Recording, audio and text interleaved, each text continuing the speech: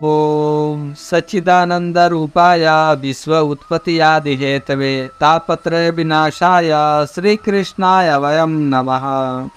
श्रीमद् भागवत महापुराण कथा दसम स्कंद 23वां अध्याय।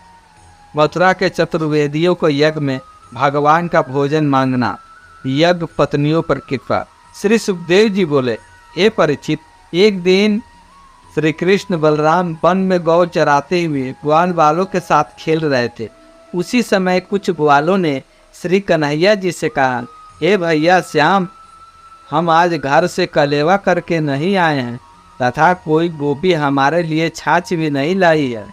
दोपहर हो गई है और हमें बहुत जोर से भूख सता रही है, सो आप हमारे लिए कुछ भोजन का प्रबंध करो। यह सुनकर अंतर्यामी श्री कृष्ण ने अपने मन में यह विचार किया कि मथुरावासी ब्राह्मणों की स्त्रियों को मेरे दर्शनों की बहुत लालसा है, सो उनकी इच्छा पूरी करनी चाहिए। यह सोचकर श्री कृष्ण ने ग्वाल बालों से इस प्रकार कहा, हे भाइयों, भांडिर वन में जहाँ धुआं उठ रहा है वहाँ मथुरा के ब्राह्मण राजा कंस के भाई से छिपकर यज्ञ तथा हवन कर रहे हैं। सो तुम 4 सखा वहाँ जाकर दंडवत करके उनसे मेरा नाम लेना तथा यह कहना कि हमें भूख लग रही है, सो आप कुछ दे दे। यह सुनकर कई ग्वाले वहाँ ब्राह्मणों के पास जाकर दंडवत करने के उपरांत इस प्रकार कहने लगे, हे महाराज, हमें श्री कृष्ण ने भोजन के लिए भेजा है, सो आप कृपा करके हमें कुछ खाने के लिए दे दीजिए। हे परीक्षित, यज्ञ की तैयारी में लगे होने के कारण उन ब्राह्मणों ने सखाओं की बात को नहीं सुना। उनमें से दुर्वासा ऋषि की संप्रदाय के एक ब्राह्मण ने कहा, रे ग्वालो, हमने यह भोजन यज्ञ देवता के लिए तैयार किया है, अतः जब तक यज्ञ देवता को प्रसाद भोग नहीं लग जाता तब तक तुम्हें खाने के लिए इसमें से कुछ भी नहीं दे सकते। यज्ञ का अन्न यज्ञ के देवता को अर्पण करने से पहले किसी को भी देना अपराध है, सो तुम पूजा के बाद आना। ग्वाल निराश हो श्री श्याम सुंदर के पास लौट आए तथा इस प्रकार कहने लगे, हे प्रजेंद्र, हम लोग अपना मान छोड़कर भीख मांगने के लिए गए, फिर भी हमें नहीं मिला। यह सुनकर श्री कृष्ण ने हंसते हुए बलराम जी से बोले, हे भैया, वे ब्राह्मण बड़े तपस्वी और वेदवादी हैं और उन्होंने मेरी परीक्षा ली है और मैं यज्ञ की रक्षा करता हूँ या उसको भंग करना चाहता हूँ। यद्यपि यज्ञ का देवता मैं हूँ, फिर भी उनके विश्वास के अनुसार वेद और यज्ञ की रक्षा करनी चाहिए। हे भाई, तुम लोग उनकी स्त्रियों के पास उनके घरों के अंदर जाओ, मुझे उन्हीं के व्रतों का फल आज देना है।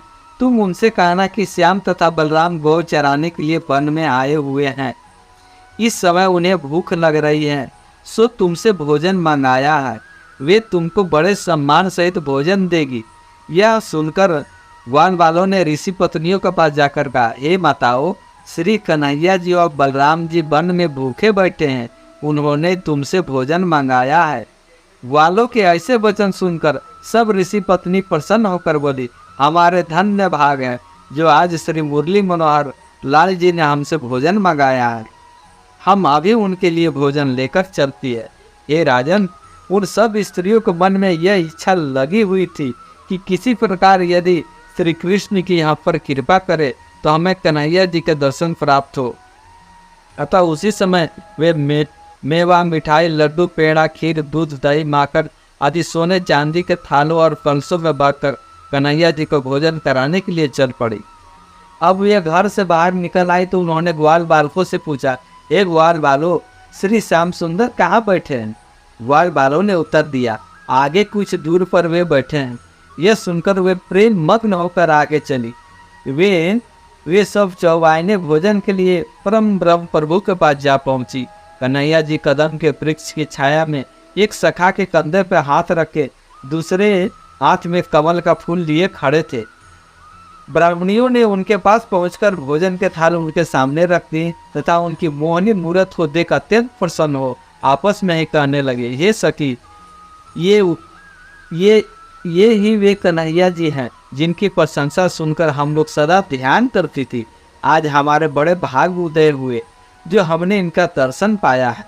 हे परिचित, श्री श्याम सुंदर जी की दया से उन सब स्त्रियों को दिव्य दृष्टि प्राप्त हो गई। उस समय वे हाथ जोड़कर इस प्रकार प्रार्थना करने लगे, हे पर ब्रह्म प्रभु, आपकी कृपा के बिना आपका दर्शन किसी को भी प्राप्त नहीं होता है।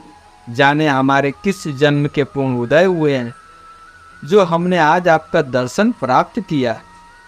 हे प्रभु, हमारे पति वैदिक ब्राह्मण हैं। उन्होंने आपकी विजय के लिए राजा कंस की चोरी से वन में यज्ञ किया है। उन्हें भय था कि यज्ञ का अन्न बिना देव अर्चन किए देने से यज्ञ भंग हो जाएगा और फिर कंस पर आपकी विजय कठिन हो जाएगी। हे वसुदेव नंदन, उन्होंने इस यज्ञ में यह भी संकल्प लिया है कि जब तक श्री राम श्याम कंस को मारकर हमारे यज्ञ में पधारेंगे तब हम उनकी वेद अर्चना करेंगे। उन्हें भय था कि यदि यज्ञ में पधारने से पूर्व ही हम श्री कृष्ण बलराम को अभी अर्पण करा देंगे तो फिर वे मथुरा नहीं आएंगे और यज्ञ यही समाप्त हो जाएगा। हे प्रभु, आप तो सर्वंत अंतर्यामी हैं। वेद की उपासना आपकी ही प्रिय विधि है और हमने जो भक्ति का मार्ग पकड़ा है वह भी आपको ही प्रिय प्राप्ति का मार्ग है। अतः आप कृपा करके हमारे मथुरावासी मथुरा ब्राह्मणों के अन्न को स्वीकार करें। यज्ञ ऋषि पत्नियों के इन प्रेम तथा भक्ति से भरे हुए वचनों को सुनकर श्री कृष्ण चंद्र जी ने उनका कुशल क्षेम पूछने के उपरांत कहा, हे माताओं, मैं नंद गोप का पुत्र हूँ। तुम मुझे दंडवत मत करो, क्योंकि इससे मुझे दोष लगेगा।